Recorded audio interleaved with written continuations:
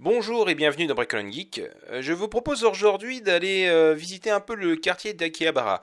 C'est un quartier très célèbre du Japon, plein de jeux vidéo, mais pas que. Vous allez explorer ce quartier avec moi en vidéo 360. La caméra est portée soit à l'épaule, soit dans la main. Évitez quand même de regarder trop derrière. Vous allez voir soit mon épaule ou soit, si vous regardez en haut, mon nez ou ma casquette. Donc c'est pas vraiment ce qu'il y a de mieux. Par contre, la vidéo 360 va vous permettre quand même de regarder un peu de façon panoramique les environs autour de moi.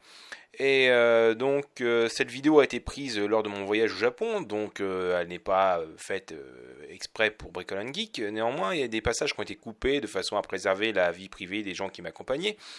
Je vais en profiter pour vous emmener du coup pas que dans les parties jeux vidéo, donc on va se balader dans les quartiers forcément, enfin dans les boutiques rétro, mais on va aussi explorer un peu le Mandarake, qui est la première boutique qu'on va explorer, avec pas mal de figurines et de mangas, voir un peu l'ambiance.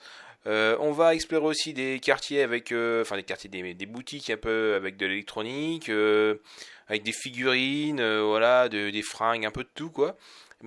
Surtout, on va rester dans le thème geek otaku. Bon, électronique, bah moi forcément ça me parlait, donc je suis un peu, je me suis un peu perdu vers la fin de la vidéo dans ce genre de quartier.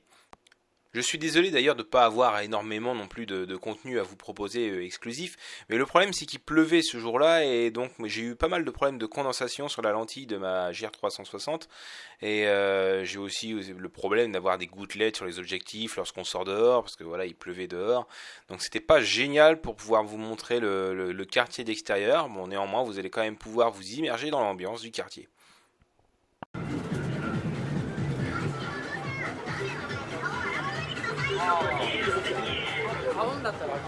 Alors voilà, déjà on commence par le Mandarake, donc ce grand immeuble noir, c'est un peu comment dire, le cache converteur version king size quoi. Là vous avez environ 7 étages plein craqué de jeux vidéo. Bon c'est le dernier étage, le sixième étage, tout ce qui est CD jeux vidéo, donc c'est pas une très grosse partie. Par contre ils sont très spécialisés dans tout ce qui est animé, figurines, donc on va aller principalement directement dans la partie jeux vidéo en prenant l'ascenseur.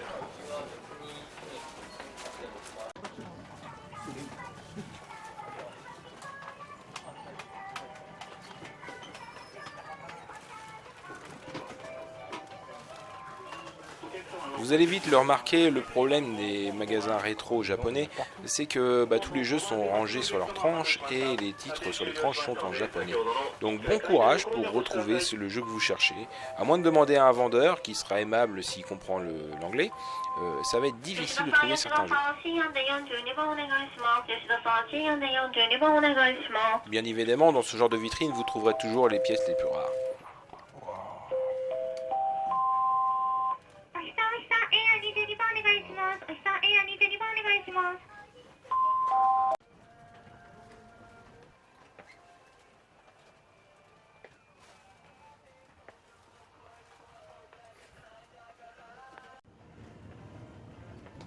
Oh, licenciaire, 220 euros.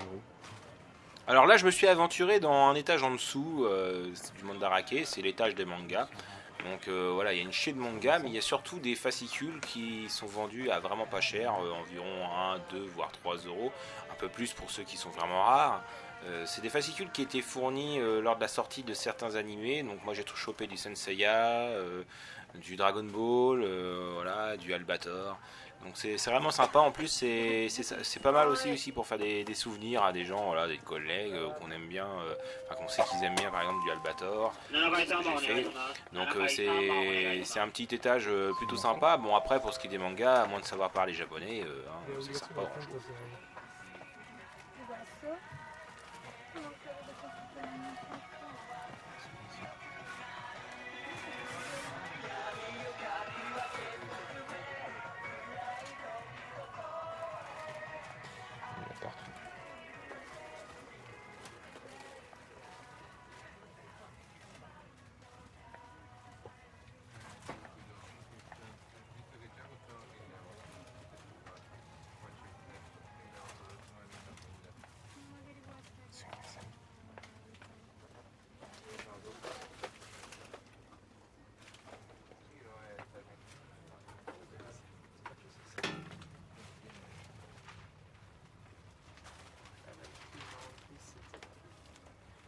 so se nella televisione non escono così.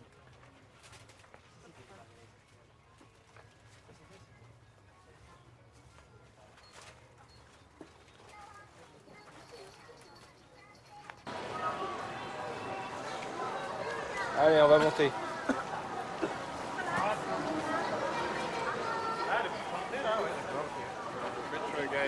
Allez, go to Super Potato, enfin Super. Donc vous l'aurez entendu, là on est dans Super Potato. Donc c'est la boutique la plus connue parce que voilà, il y a un site web assez fourni. Et donc là c'est vraiment la mecque de tout le rétro gamer, tout ce qui est rétro gamer. Là vous retrouverez forcément ce que vous voulez quasiment quoi. C'est plein à craquer de jeux vidéo dans tous les sens. Il y a vraiment des raretés. Bon par contre les prix ça fait mal. Goodies, en veux-tu, en voilà. Mais bon voilà, il y a vraiment de tout. Là-dedans j'ai trouvé Bref Fencer Musashiden à 3 balles et Tobal numéro 1 pareil à 3 balles je crois. Donc j'étais vraiment très content, en plus je l'ai cherché. Oh, le prix. Ah, mais les prix, Génial. Super.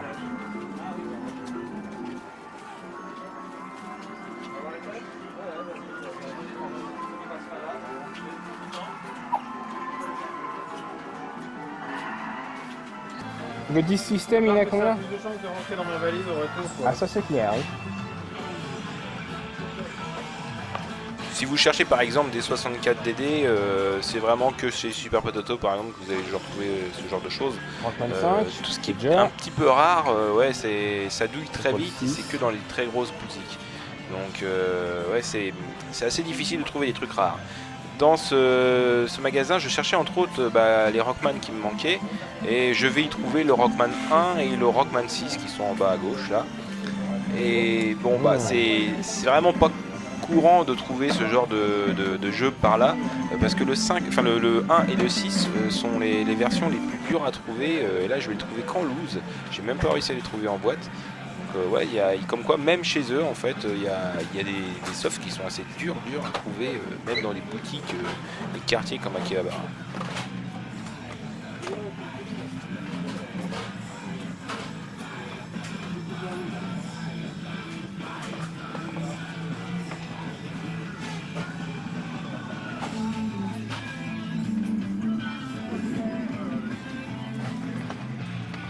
Si vous prêtez attention à la personne en rouge, elle est en train de fouiner dans une sorte de bac. C'est des bacs à junk, vous en trouverez un peu partout dans les boutiques de jeux vidéo. Prêtez-y attention parce qu'on y trouve pas mal de choses peu intéressantes pour les Japonais, mais intéressantes pour nous les Européens. Des jeux voilà, qui sont assez communs chez eux, mais pas forcément chez nous. Le tout à des prix défiant toute concurrence. On y trouve aussi par exemple des contrôleurs, des trucs assez gros, style du Densha Lego ou des sticks pour Saturn. Voilà, c'est des trucs assez gros, bon, compliqué pour nous à ramener dans la valise, mais si vous avez un petit budget, voilà, c'est un peu là-dedans qu'il faut viser.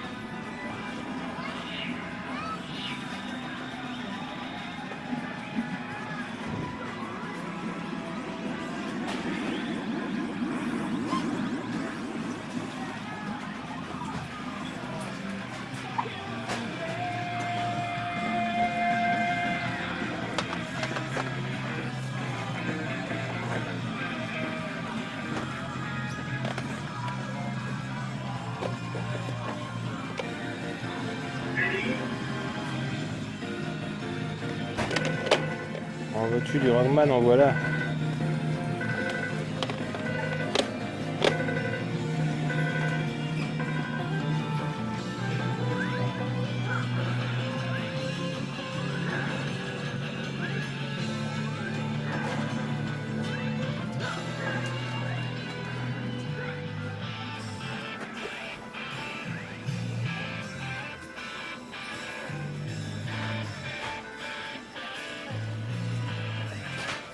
Dis-moi aussi.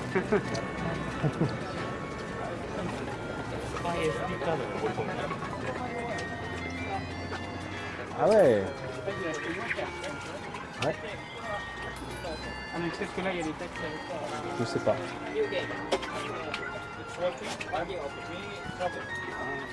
Oh, le monde qu'il y a.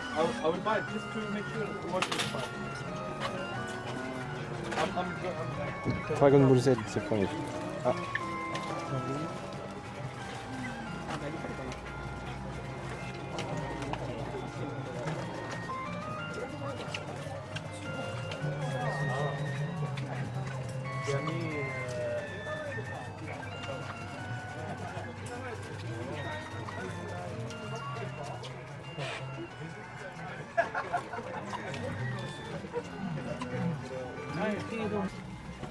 Ok. Donc c'est un autre magasin en haut. Effectivement, c'est des perruques. C'est trop what the fuck. Oh putain, le prix des duos. Oh. Ah tiens, ils ont de la Virtual Boy. Oh, le prix aussi de la Wonderson. Oh. Non mais c'est abusé quoi. Bon, les Game Watch je regarde même pas. De toute façon, que ce soit ici ou en France, c'est un rein pour en acheter une. J'aurais aimé juste avoir Octopus, mais ça coûte tellement cher. C'est même pas la peine. Ouais, c'est...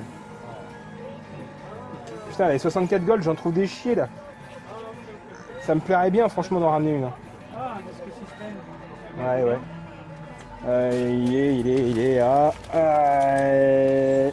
1800. Donc 1800, ça fait 98 euros quand même. 100 euros. Ouais. 68 euros, franchement, ça me démange. Hein. Non, c'est bon. C'est une 64 gold, quoi, merde. Bon, il la faudrait en boîte, ça serait encore mieux. Ah, merde, 60. Ah, c'est pas bien. C'est pas bien. En plus, c'est trop gros. Ah, il y a tous les recoins. Ouais, franchement, j'ai vraiment hésité à la prendre, cette 64 gold. Hein. Donc j'en cherche toujours une 64 gold. Si vous en avez une à bon prix en boîte, ouais, ça peut m'intéresser. Ça fait partie des consoles que j'aimerais bien avoir, parce que je suis vraiment un grand fan de la 64. Et pour l'histoire, le Famicom D-System qui est juste au-dessus, voilà, j'ai failli aussi le prendre, mais voilà, pour des problèmes de place, j'en ai acheté un une fois arrivé en France.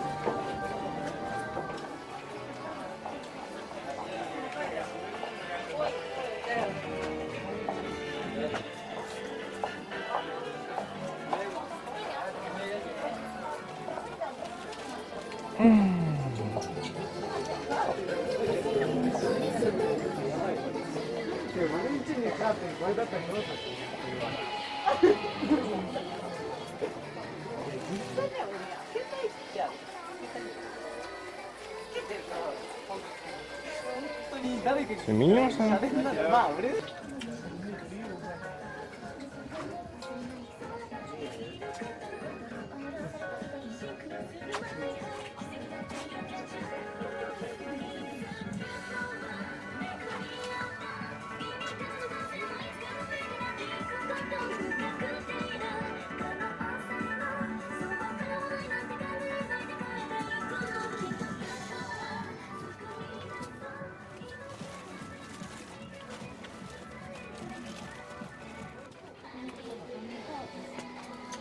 Oh là là, il y en a partout.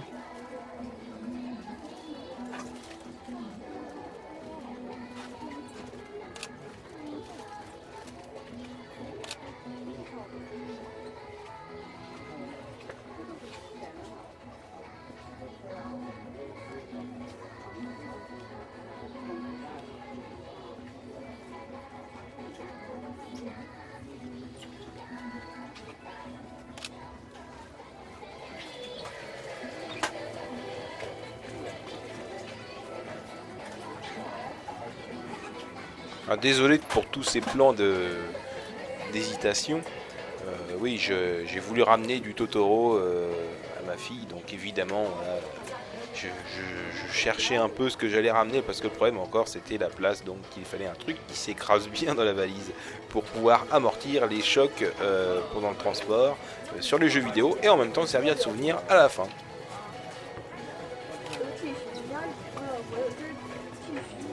Quelle heure il est?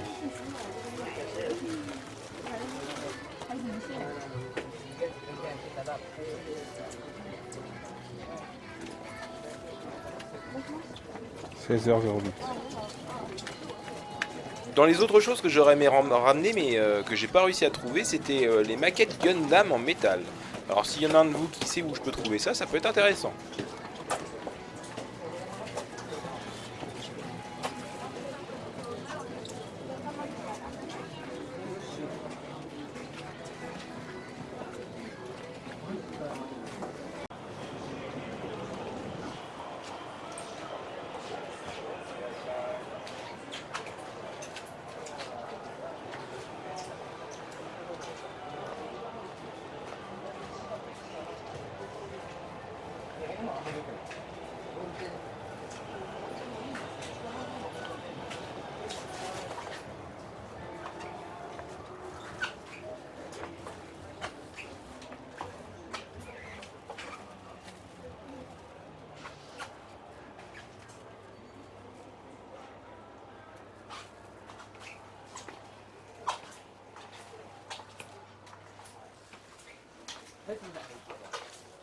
Bon bah voilà, là si on vous dit qu'Akihabara c'est le quartier de l'électronique, ça a jamais mieux porté son nom. Hein. Là on est vraiment dans l'électronique, mais l'électronique pure et dure, hein. C'est-à-dire des composants, des trucs un peu partout, des modes. Donc vous allez voir, ça va peut-être pas vous parler, mais pour certains bricoleurs comme moi, voilà, c'est le paradis sur Terre.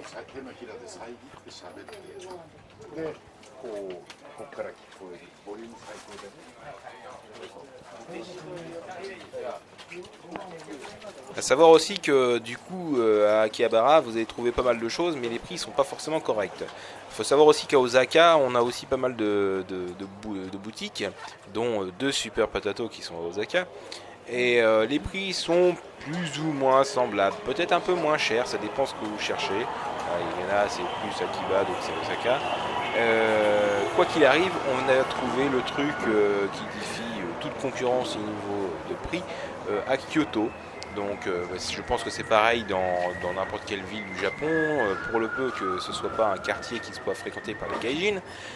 Si vous trouvez une boutique donc paumée qui fait du retro gaming, vous allez trouver des prix fous, des prix du genre 15 € la Famicom en loose. La mienne, je sais plus, j'ai dû la payer 60 balles en boîte. Bref, des trucs de fou quoi. Pour ordre d'idée, je crois qu'une Famicom en boîte, en plus comme neuve, hein, c'est au minimum 100 à 150 € et pas jaunie en plus. Hein. Donc ouais, franchement, si vous pouvez vous aventurer au-delà des sentiers battus et que vous cherchez donc des boutiques de retro gaming pour les Japonais, là ça va commencer à être intéressant.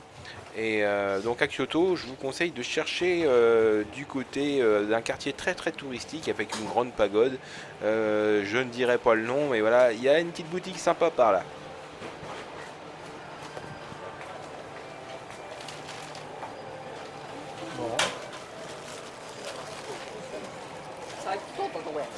Vous avez vu, c'est long, hein. Je vous avais dit que je m'étais perdu là-dedans.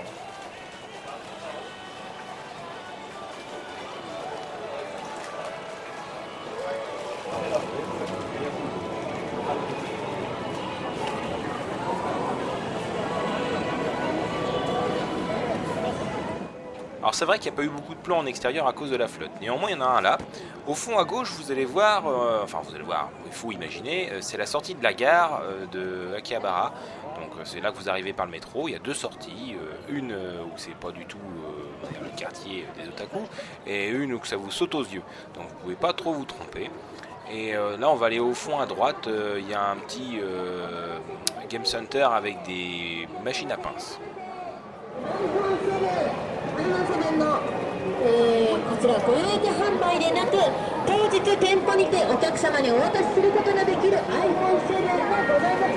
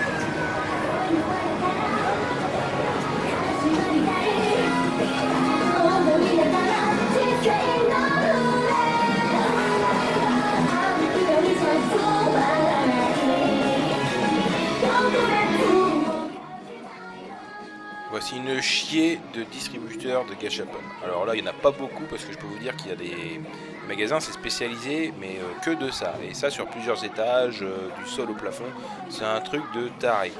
Et donc voilà, les gâchapon, ça marche par série, c'est hautement volatile. Donc si vous en trouvez une, on va dire à un instant T, vous pouvez revenir peut-être 3 mois plus tard, ça se trouve elle n'existe plus, elle a été remplacée par une dizaine d'autres, quoi.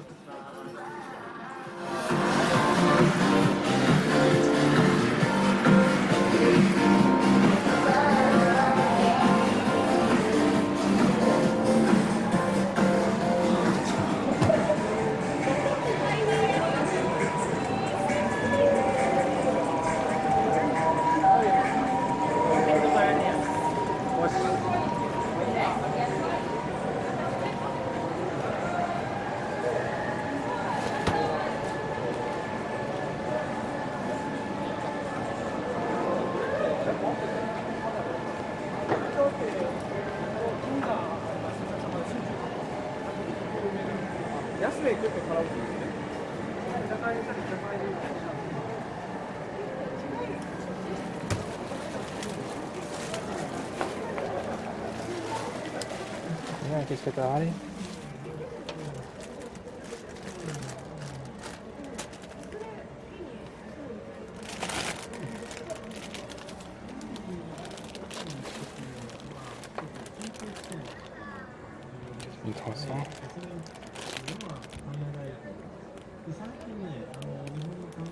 Sorry, I don't see the price.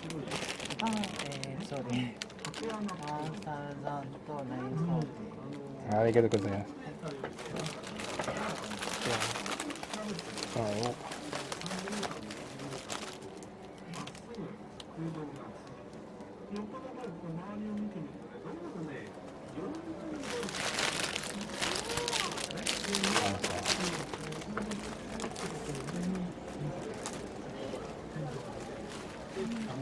Ouais, voilà, une petite casquette à râler. Bon, j'ai hésité, je l'ai reposée, mais au final, je suis reparti avec. Je suis reparti avec aussi 2 casquettes, Mario et Luigi, pour offrir en souvenir. Donc, c'était un petit magasin où je pensais pas ressortir avec quelque chose, mais bon, c'est la force du fan a cédé.